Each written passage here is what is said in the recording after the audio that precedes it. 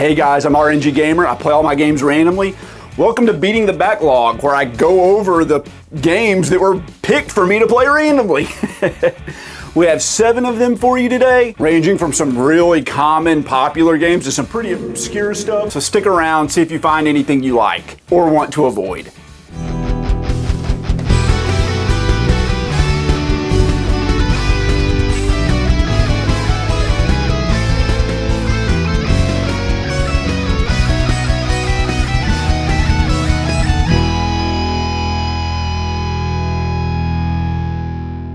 So this is a highly anticipated game from Platinum Games, and a lot of people were really looking forward to it, and then when it came out, they were kind of like, it's okay. I played the first game in this series and beat it many times. I got every achievement in the game. The second one, I played through and it's kind of like a one and done. I wasn't sure how the third one was gonna be, but it's Bayonetta 3 on the Nintendo Switch.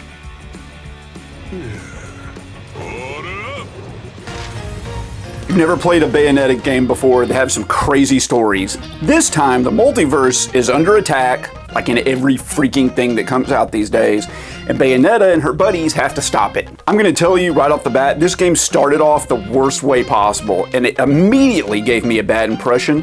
The first, like, 20-something minutes is just an over-the-top anime cutscene with no gameplay. It was honestly so boring that I almost fell asleep like 2 times.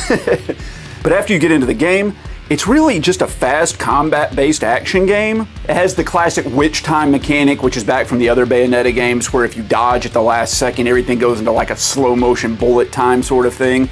It's nothing we haven't seen before, and even honestly, when Bayonetta 1 came out, I felt that it was kind of, it had already been done before, for lack of a better way of describing it. Other than that, you can see this game, it's just like your Devil May Cry sort of action game. You beat up enemies, you toss them up into the air, you have guns and different weapons, and you try to chain together combos and just kill things as stylishly as possible. There are also some strange sections of the game, like this storybook section.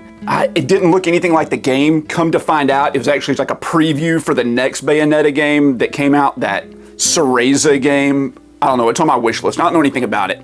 But I was very taken aback by it. It felt really out of place, and I didn't realize it was basically like an advertisement built into the game. I kind of thought that was a little tacky, honestly. There are also these strange elevator action kind of stealth sections where you play as Jeanne, who is Bayonetta's sister. I didn't personally find these to be particularly fun or that enjoyable. I felt like they took away from the game and just kind of killed the pacing. And in general, there's just a lot of time in this game where you're just not doing anything. There's no combat, no puzzles, no collectibles. It's just you running around and like taking in the scenery, and really there isn't that much to look at usually. And there's not even really any dialogue or story exposition during these parts. This game also just has way too many mechanics. There are multiple characters with like multiple weapon loadouts that all have different summons, they all have different combos, they have different controls. Some of the buttons, like the dodge button on one character, is a different button on another character. It's super irritating and it's kind of hard to get used to doing it. And also they have their own separate upgrade trees. Everything just feels like too thinned out. They added too much stuff to this game. In the other Bayonetta games, you were fighting like angels and demons, which is really cool. And this one you're facing like homunculi, just like fake humans. It's not nearly as cool. Angels and demons, it doesn't get any cooler than that, and this is just so lame, honestly. But for sheer spectacle and usually enemy design, I feel like Bayonetta is in a class by itself. The whole aesthetic really stands out and adds a really cool and unique feel to everything. Even as someone who plays a lot of like retro games and isn't very sensitive to graphics, Bayonetta 3 is really showing the Switch's age and weakness. It looks like an Xbox 360 era game. I don't remember it looking much better, honestly, than a Bayonetta 1. Getting to see and play as the different multiverse Bayonettas was fun, and I like playing as Viola. She's the new character in this game, but you know, she has a different set of controls. It was a mixed bag. She was nice, although a bit sassy at times, and could get a little overbearing. Damn it, Cheshire! You know you're not supposed to pop out like that! The music, of course, in every Bayonetta game is fantastic. It ranges from like heavy metal to smooth jazz to like lounge lizard music, all the way up to like rock and classical epic stuff. It's everything you want. I don't remember any of it really standing out personally, but it did set the mood for the game, and I thought it worked really well. I've hit on some of the issues with this game, but let's really dive into those. The action in this game is really broken up by the constant combat cutscenes. I just don't get it. Like, why are you having action cutscenes in a game where the focus is like action combat? And to quote Mark MSX from the Electric Underground YouTube channel, who I love by the way, and you should go subscribe to him if you're a fan of arcade games or shoot 'em ups or anything like that, is that this game has low combat density. I don't even know of a better way to describe that. I think he nailed it. There's not enough gameplay to match the amount of cutscenes in the game. I feel like you're constantly in the middle of these epic battles, and then the game just takes control away from you and starts doing everything for you. You're just watching what you should be doing in the game. Also, that some of the environments are really boring and they just feel kind of like empty. Like, you can kind of explore around this pseudo open world environment, but a lot of it's just, there's just nothing there. It really weighs on you and you get tired of it before too long. The best way I can describe this game is that it feels bloated. It's too long, there's too much filler, there's too many mechanics, too many cutscenes, too many weapons, too many collectibles. It just goes on and on and on. They added too much stuff without really adding anything of any value. A perfect example is the last chapter. These aren't any spoilers, so don't worry. There's this final boss that has like 5 super grindy phases that you have to work your way through. Then the final credits roll. Then after that, there's another boss fight. Then another set of credits. This time, you get to do some combat during the credits. Then after those, there's a post-credit scene. Then an extended dance number. Then the final credits. I'm not lying when I'm saying this. I'm not exaggerating this. But the last chapter, just that boss fight and all those credits and the post-credit scenes took 2 hours. I timed it. It was 2 flipping hours. It could have been done in 15 or 20 minutes. It would have been way more impactful. It would have hit harder. It would have been more interesting, but they just drug it out. This game, I don't remember how long it is, maybe 10 or 12 hours. It honestly probably should have been about a 6-hour game. It just really felt bloated. So how was Bayonetta 3? Honestly, I was a little disappointed in it. I was forewarned by all the reviews and what everybody else had said out there, so I kind of knew what I was getting into. And when it got picked for me to randomly play, you know, I was a little leery about doing it. But in the end, Bayonetta 3 was a 7 out of 10. If you've played all the other Bayonetta games, you should play Bayonetta 3. If you've never played any Bayonetta game, play Bayonetta 1 and 2. You don't really need to play this one unless you just really want to. Also, if you're enjoying the content, and I hope you are, please consider subscribing. Click the like button, leave a comment. I answer like everyone. And click that bell notification so you get notified when the new videos come out. They come out every Saturday. Every 35 games I finish, I go back and I play another game that I didn't finish back in the day or stopped playing, or a game that I just want to give another chance to. This time, it was a game that I was playing and I had to move in the middle of playing it and all my stuff got packed up and I never came back to it. But I remembered liking it. So we dove back into it. It's Killer 7 on the Gamecube. So this game is done by Suda 51, who I kind of consider to be the Quentin Tarantino of video games.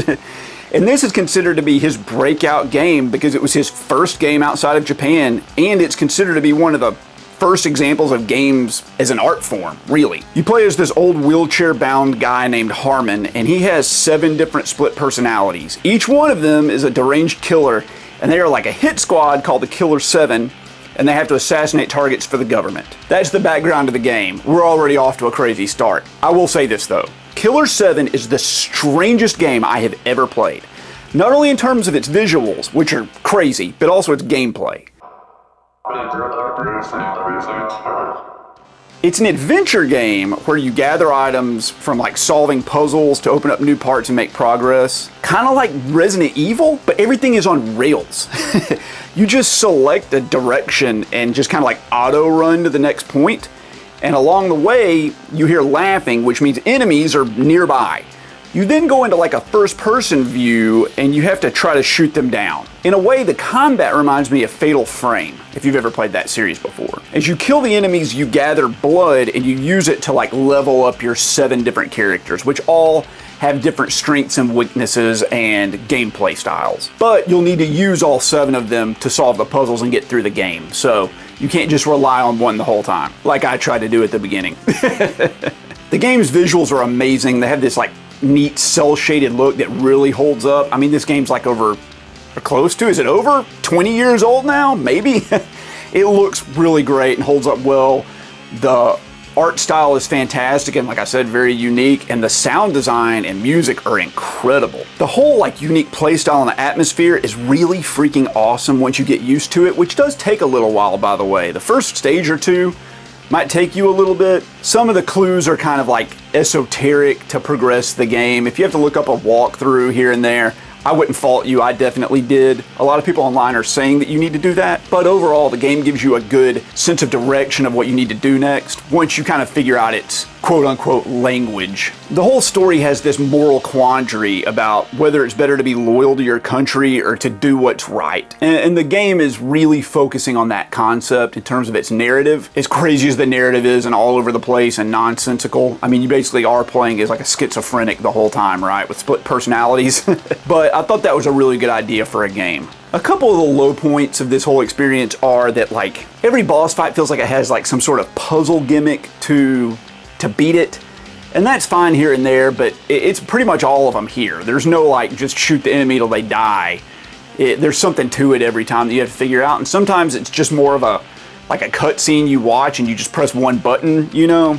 That sort of thing. It's about the experience rather than the gameplay for the boss fights, I would say. Also, the game starts getting a little tedious, especially for like the last third of the game, where the areas start getting very large and maze-like. There's tons of puzzles and things like that, and these choke points that feel like they want you to kill a million enemies every time you pass back through the area. That can be okay, it can also be very tiring. Not too much bad to say about this game, but those parts did wear on me a good bit. My final thoughts about this are that, I just love the atmosphere and the writing and the setting of this game. It's always super interesting, and the unique gameplay and the characters really set it apart. The story, on the other hand, is more like allegorical or dreamlike and obtuse than I would normally like, and I wish it had gone further into the characters and their history instead of just kind of like painting this blurry metaphorical narrative. I don't know any other way to say it than that. You just kind of get like an overall impression of what's going on with the story rather than like really fully understanding the story. And I think that's what Suda 5.1 was going for. So how was Killer 7?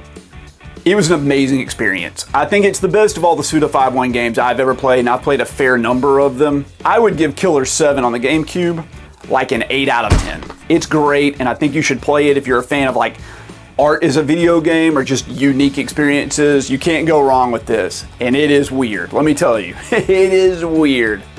When I was a kid, I was in an electronics boutique store, and they had a system I had never heard of before on clearance for $50. And I had about that much for birthday money, and it was a Panasonic 3DO. You can see one right up here. Where is it? Right behind me, right there.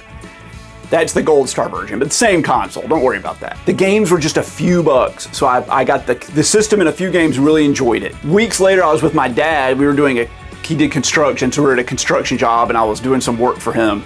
And we needed to go to a pawn shop to get something, and they had some 3DO games. And there was a game I really wanted, and he wouldn't buy it for me, of course. I had to save up my money for the week, and I went back and got it, and it was this game, Escape from Monster Manor. I unfortunately traded all my 3DO stuff away to get a Nintendo 64 when it came out, but I went back and got this, and it finally got picked for me to play. So let's talk about it a little bit. So this game is an exclusive to the 3DO. It didn't come out on any other systems, so if you want to play it, you've got to play it here. It's really honestly just kind of like a Wolfenstein 3D clone, which is okay, because those are fun. It also plays a lot better than Wolfenstein 3D or Doom on the 3DO. And if you want to learn about how bad those ports are, there's plenty of videos of that on YouTube. The whole premise of this is that you're exploring like a spooky mansion looking for pieces of a talisman that you need to assemble to stop the monsters from invading the world. And it is a very, very basic first-person shooter. Honestly, after how poorly Doom ran on the 3DO, I'm shocked this game has such a smooth frame rate. It runs very cleanly. It's a little hard to control with the D-pad, but that's all that the 3DO has, so what did you expect? Also, this game is from a time when they thought like the apex of game design was making levels as large and confusing and maze-like as possible. And I mean, seriously, just look at this map. Look at this.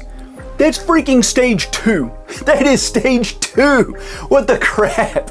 Why are they so big and so confusing? Even starting on this stage, the second stage, like I said, second stage, they can take over an hour. I mean, the stages are so confusing, and I couldn't even find like a non-video walkthrough of this game online, and it came out 25 years ago.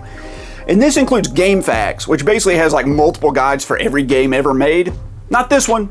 No guides. A few maps here and there that are incomplete, but no guide. Not only are the levels super long and super huge, if you die, there are no checkpoints. So you start the whole stage over. And considering there are about 100 locked doors and 100 keys per stage, and that's not exaggeration, guys, you essentially have to explore the entire map every time. Also, you die in like 2 or 3 hits, and there are no iframes. So you can just like round a corner and get taken out. And basically a 1-second mistake can cost you like 90 minutes of your time. There are plenty of ways to restore your health, but it's not gonna matter if you just die pretty much instantly every time. Also, there's only one flipping gun in the whole game, and it has exactly 20 shots before you run out of ammo. And if you accidentally enter an area with a bunch of enemies, and you will, there may not be enough ammo to take them all out.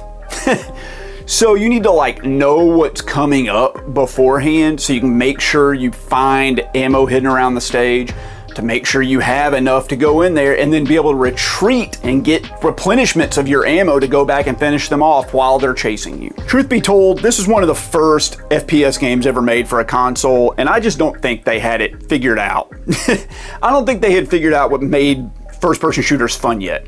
They were so like wrapped up in what they were doing with being in first person and having digitized graphics and CD quality sound and the ability to make huge levels that they forgot to make the game fun. There's about 100 keys per stage, 100 locked doors per stage, tons of health, tons of ammo, but you need to kind of know where everything is, and you need to know where the enemies are going to be, and it's just way too much to ask. Luckily, you can save your game, but it's only at the beginning of each stage. And the stages are so long, it's hard to find time to sit down and actually play through a whole stage of this. I really wanted to love this game, guys. I really did, because I had such fond memories of it. I promise I tried, but I just didn't. So I was never able to make it very far into this game when I was a kid, and I only made it to about like stage 3, I think this time. I kept dying and having to repeat it over and over again. I just don't have time for it, and the game did nothing new. The only thing that changed in the levels was like the wallpaper on the walls. The walls look different. There's like the same enemies, the same gun, the same kind of mechanics with finding the 100 keys and the 100 doors and all that sort of stuff. So should you play Escape from Monster Manor? No. It's a 4 out of 10. If you have a 3DO and you have this game or you find it somewhere, but you won't, try it out for a little bit, but I would not put a ton of time into this. Like I said, there aren't even any walkthroughs online that I could find for it. It's too confusing. You can watch video walkthroughs and it's like 25 hours of content for the game. It's just so much. Up next, we have like a really cool roguelite adventure game on the Nintendo Switch that Radical Reggie and several other people really hailed as being a great game. I enjoyed my time with it. It's Road 96. This is a critically acclaimed game done by Digix Art, which is a French studio, and like I said, everybody seems to love it. It takes place in an alternative 1996. In every run you do, you basically play as a different randomized runaway teen who is trying to escape from this fictional country called Petria, where there's civil unrest and the president is corrupt and kids are going missing everywhere. And your goal is to get to the border and then cross it into the neighboring country and essentially escape from Petria. Like I said, it's an adventure game with roguelite elements. In each run, you make decisions and perform tasks to kind of help you get closer to crossing the border. And each time you're successful, it unlocks like the next character. And you learn a little bit more about all the game's really interesting NPC characters. And you're kind of trying to like uncover their story a little bit more each time you play, and it shows on the loading screens like what percentage of their story you've unlocked. If you do a good enough job learning these NPC characters, they will teach you a skill that all your subsequent runs will have access to, like hacking or, picking locks, things like that. I really love the general atmosphere of this game, and I really feel like I'm, trying to travel down Road 96. The characters are all really interesting, and you really start feeling like you're getting to know them, which is the whole point of the game, and I think they really succeeded with that. On a downside, the game can get a little framey, and it has some like screen tearing, so there are some like technical issues with it running on the Switch, and it doesn't really feel optimized for the Switch, but I never had it crash on me or anything like that. The art style is beautiful, and I think it fits the gameplay perfectly. The gameplay is very simple. It's basically just like clicking on things. It is an adventure game after all.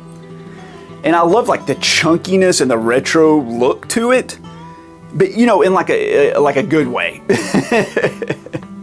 The music, on the other hand, is absolutely incredible, and you can find these cassettes hidden around the game and listen to the music basically whenever you're in a car or something like that. You just pop in the cassette you want to listen to, and I thought the music was probably the highlight of the whole experience, and I really liked it. I think having a soundtrack to this game would be fantastic, and it's something I would want to listen to, on my own in the car. I'm trying to like think of what this game reminds me of, and I can really only think of one other game, and it's the game Papers, Please, where you like your little small actions that you do have an effect on like the whole future of a country. There are 3 endings to the game, and they aren't really like a good, neutral, or bad ending. They're rather more of like based on your motivations. Do you want to overthrow the government, or do you want like people to vote and have a fair election to the government, or you just want to like reinstate the corrupt president? Those are the kind of endings you go for. I got what I consider to be the good ending, which is where everybody voted and there was a peaceful election process, more or less. So I really liked Road 96. I enjoyed my time with it. I thought it was a great game. It's like an 8 out of 10. I would recommend it if you like those kind of laid back, chill experiences and you just want to see a story unfold over multiple gameplay sessions. All the characters are really interesting, and like I said, I think you should play it. It's an 8 out of 10. Up next, we have the game that has been in my modern section of the backlog the longest. It was in position number 1. I picked it up at a yard sale shortly after it came out, which lets you know how long it's been on there. It's Fallout 4 on the Xbox One. I played the first 2 Fallout games a little bit at my buddy's house when I was younger, and I finished Fallout 3 on the Xbox 360, and I thought it was pretty decent. But I never thought any of them were nearly as good as what everybody else was saying. But I was hoping Fallout 4 maybe would change my opinion of that. Like all the other Fallout games, you're escaping from the vault. This time it's Vault 111, and you get to explore the post-apocalyptic world. This time you're searching for your missing baby, but you're also kind of tasked with like leading a militia called the Minutemen and like recruiting members and building bases, and you essentially just wander around a desolate wasteland in first-person view while scavenging for materials and meeting strange characters and getting in adventures and trying to find your missing kid. Like all the Fallout games, this game has like a 1950s aesthetic, and that's its claim to fame. It's fine. I feel like it's gotten old, and honestly I feel like the whole post-apocalyptic world scenario has gotten old. I'm tired of it. So my enthusiasm for this game was low going into it, honestly, as much as I wanted it to be great. The VATS system is back, where you can like kind of semi-pause the game and then focus on different body parts of the enemy to try to shoot at. You might have a higher percentage chance to hit them in the torso versus the head, but if you go for the head, you get like a damage multiplier, whatever. It's a fine system, although I feel like it takes away from the action of the game because you are essentially just kind of pausing the game to aim, which is weird for a first-person shooter, but I guess this is more of an RPG. No, it's not. It's more of like an exploratory adventure game.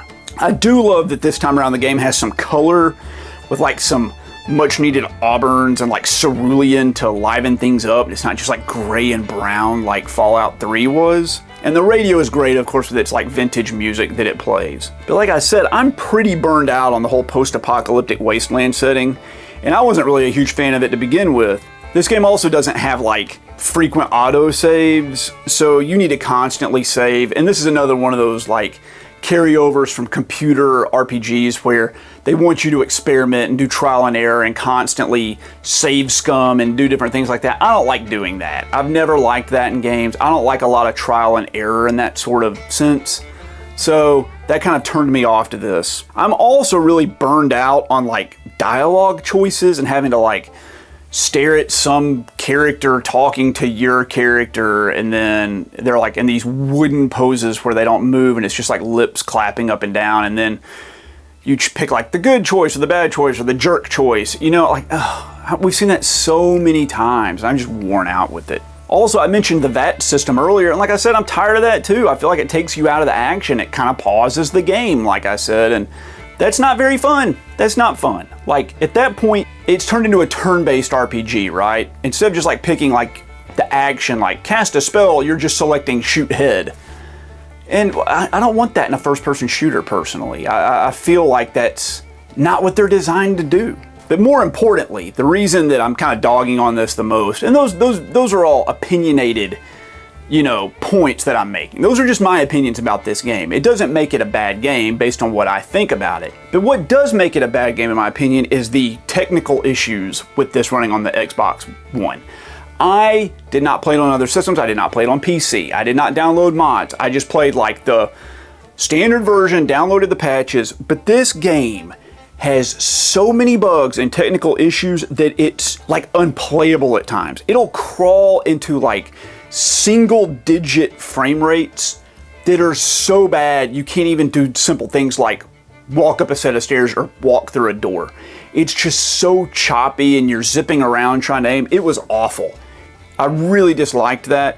And basically what you had to do was like save your game, close out, shut off the system, wait a minute, and then turn it back on and reload it and just pray that it got better. Sometimes it would go back to normal, sometimes it wouldn't. I only played it, guys, honestly, about 5 hours, and I was just very frustrated and not having a good time. I didn't like the world, I didn't like the characters, I didn't like the missions I was going on or the quests. For lack of a better term, I just couldn't get invested in this game. I just couldn't make myself be interested in it. And considering I was hating it and dreading having to play it, I decided it was time to put it up, move on to something else. And I'm glad I did. So I've decided I just don't really like these Bethesda open world Fallout games. You know, they also make Skyrim and Elder Scrolls games.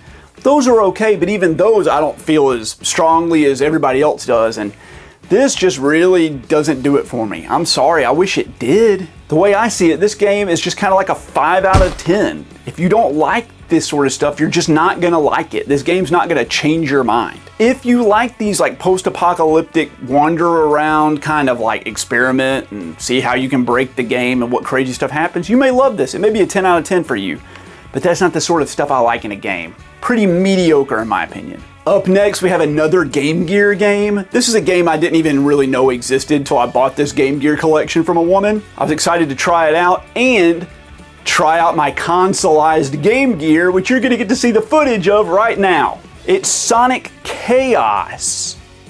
Huh. Did you know this game existed? If you did, put it down in the comments.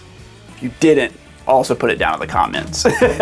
So like I said, I'm playing this on my consoleized Game Gear, which is really cool. I'm happy to have it. It outputs an HDMI. It makes it a lot easier to record this gameplay footage. This is a pseudo sequel to Sonic 2, and it's the first Sonic game that was made just for handhelds. So here it is. I didn't know that was a thing, but it totally is. You can play as either Sonic or Tails, and it's the same as all the other 2D Sonic games. You run left and right, you collect rings, you try to find the gems of chaos, get to the end, beat the boss, move on to the next level. You try to go fast, but like always, there's a bunch of hazards and obstacles in your way to like screw up going fast. The difference in this one is if you grab 100 rings in a level, you immediately go to the bonus stage. It's not like in the other Sonics where you have to get to the end of the stage with 50 or 100 rings. And this gives you an opportunity to get like a ton of extra lives and the Chaos Emerald. I may have called it Chaos Gem earlier, I can't remember. It's Chaos Emerald. The graphics in general look pretty good for a Game Gear game. The Game Gear's 8-bit, so they did a good job with this. The other two Sonic games that came before this, they were 16-bit. I think they pulled it off pretty well. They're bright and colorful. It looks like a Sonic game. It's looking like what you would expect. I guess if this was back in the day and you got this for Christmas on your Game Gear, you would be very happy with it because it's like, this is the Sonic that I love. It looks exactly like I wanted, you know? The music, on the other hand, unlike the other Sonic games, is nothing to write home about. Not at all.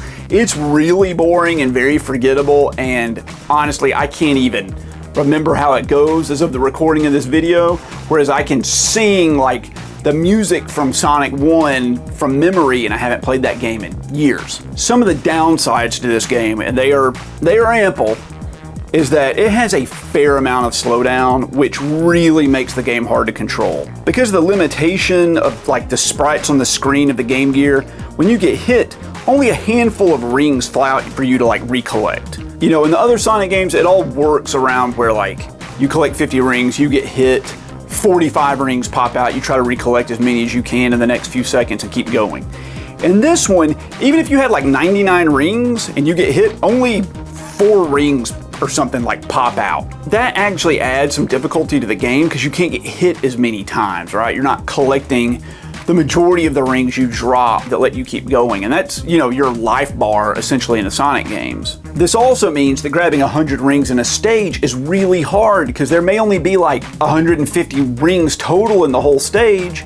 And if you're at like 98 and you get hit and you can only recollect like 4 or 5 of them, then there aren't enough rings left in the stage for you to get to the bonus level and collect the Chaos Emerald, which is like the whole point of the game. Which means you basically have to play through each level without getting hit. And I don't want to do that. No one wants to do that.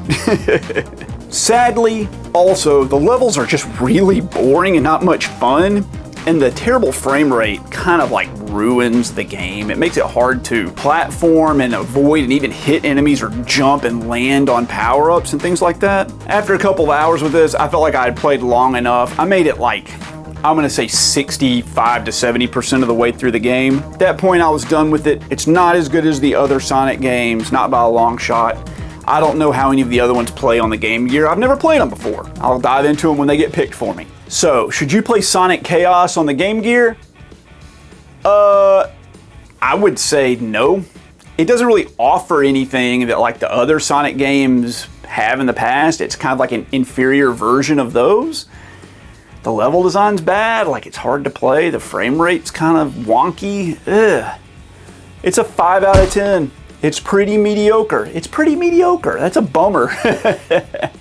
I wanted it to be good. I'm still waiting on playing like a Sonic game that just blows my mind.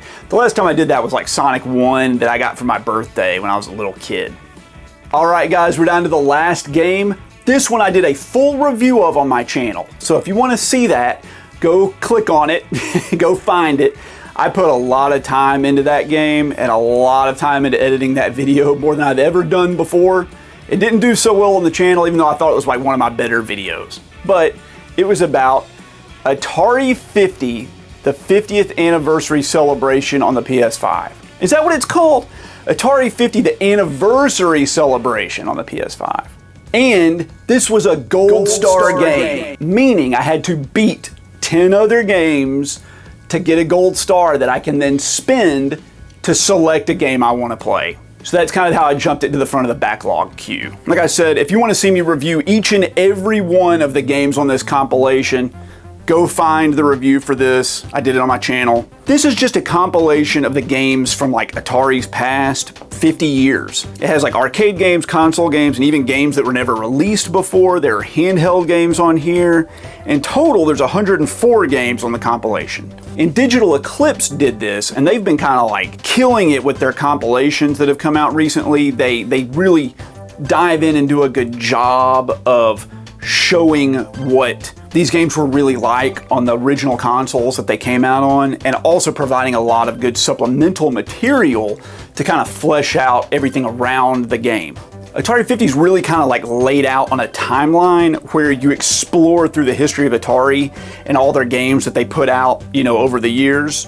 And I said this in the review, it's more like an interactive documentary. Tons of interviews, flyers, history, business cards, you know, commercials, things like that. It's really interesting, and I think that's the best part of this compilation, is that sort of supplemental stuff. The games more or less play very well on this compilation.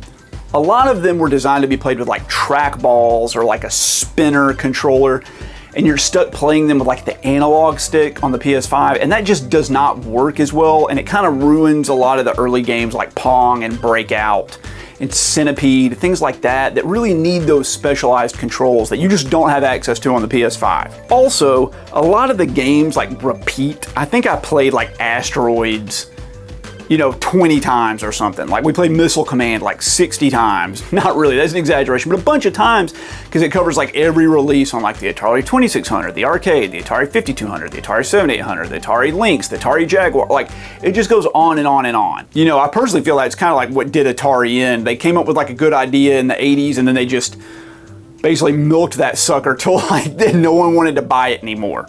And I will say, all the documentary stuff is like heavily weighted towards the beginning of Atari's history. In the 80s when they're doing like arcades and the Atari 2600, when they get towards the ender, like not the ender, the later years, like the Atari Jaguar and the Lynx and things like that, there's just not that much documentary stuff. There's very few interviews, there's very little documentation, and you're just kind of like stuck playing like mediocre game after mediocre game with none of the stuff in between it to give it context, which is what we want with this compilation. So people are saying this is like the best compilation of all time. I think this is the best compilation package of all time. I think like that documentary stuff is like a 10 out of 10. It's amazing. I wish every old compilation of games did that. It really helps you appreciate them and put them into context of what you're playing other than just having a disc with like 80 games on it. But the games on here are pretty mediocre. The games came out to about a 5 out of 10 or so. There's just a lot of like stinker games. There's some pretty decent ones, but nothing that really stands out. Not too much. I mean, there's some good games on here. There's some 8s and 9s out of 10, you know. There's also some like 2s and 1s. So overall, the package, it's a great experience, even if the games aren't all super bangers, right? It's an 8 out of 10. I recommend this to any fan of video games that has patience for old games. So if you like those old games or you just want to experience what it was like in the yesteryear, this isn't bad. And like there's some rare games and unreleased games that are on here that you really can't kind of play anywhere else. So I don't remember seeing any Jaguar games on any other compilations, and there's quite a few on here, including some that like I was gonna buy, and after playing them on here, I just took them off my list. So that'll save me a few $100s here and there. All right, guys, that's 7 more games out of my backlog. I know it's been a long time since I've done one of these videos. I've just had so many other videos that came before it, like the Atari 50 video took me like a couple months to do, and I have 2 jobs and 2 kids and a wife and a house to take care of and those sort of things, and I had to go to I went to that game convention, and like I've been out yard sailing, so sorry this got put off. I have already finished like almost enough games to do the next video in the Beating the Backlog series, so it'll be sooner rather than later. I know a lot of you guys like these. These are my favorite videos to do on the channel. I love collecting, but it's all about like playing these games. I'm an RNG gamer, not RNG collector. So if you made it this far, I really appreciate it. Thank you so much. If you haven't already, subscribed, hit the bell notification, like the video, comment. And if you really, really like the channel, consider becoming a channel member. You get access to other things like videos early. You can get your name at the end of a video. You can even sponsor a section of a video if you want. So I appreciate it all, guys, and I'll see you next time.